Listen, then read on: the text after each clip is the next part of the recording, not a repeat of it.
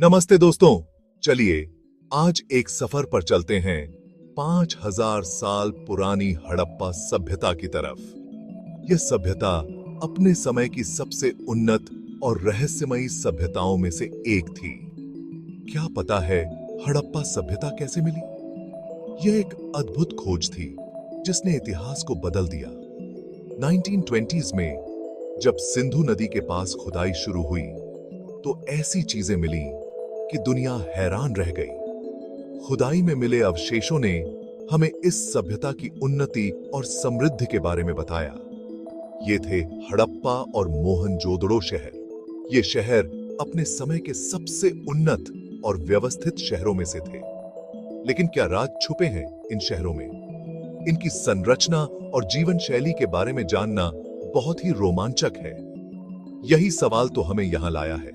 आइए इन रहस्यों की परतें खोलते हैं।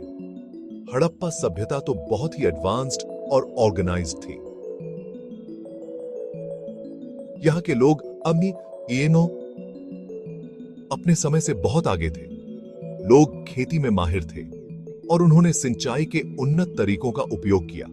साथ ही ट्रेड, आर्ट और साइंस में भी उन्होंने खूब तरक्की की थी।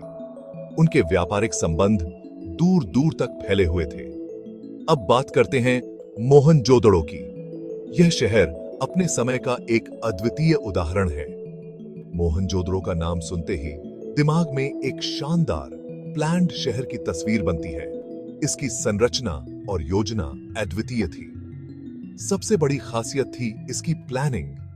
यहां की सड़कों और गलियों का जाल बहुत ही व्यवस्थित था। सोचो जरा, मोहनजोदड़ो के घरों में नालियां थीं। यह उस समय की एक अद्वितीय विशेषता थी। हां दोस्तों, यह शहर अपने जमाने से बहुत आगे था।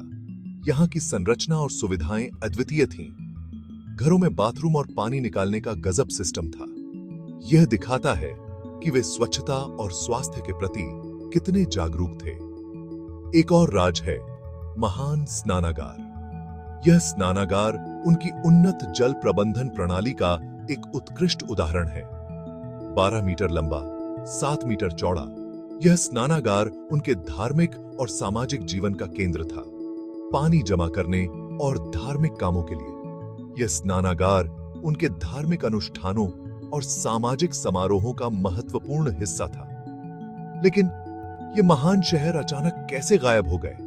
यह एक बड़ा सवाल है जो आज भी वैज्ञानिकों को परेशान करता है।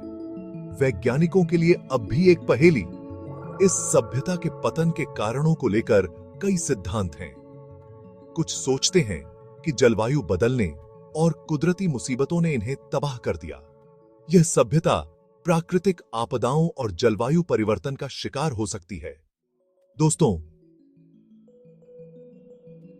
हड़प्पा और मोहनजोदड़ो की कहानियां सिर्फ उनके शानदार इतिहास के बारे में नहीं बताती, बल्कि ये हमें अपने आज और कल को बेहतर बनाने के लिए भी सिखाती हैं। इनसे हमें बहुत कुछ सीखने को मिलता है, बल्कि ये हमें अपने आज और कल को बेहतर बनाने के लिए भी सिखाती हैं।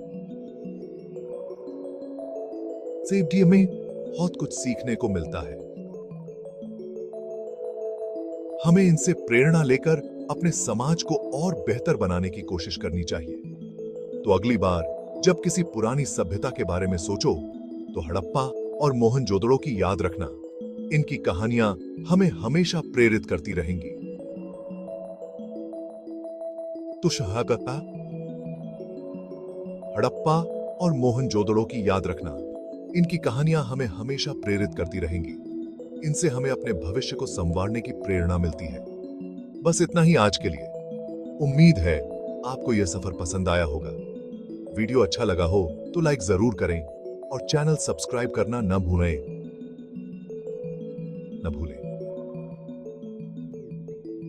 आपके समर्थन से हमें और भी रोचक वीडियो बनाने की प्रेरणा मिलती है। शुक्रिया।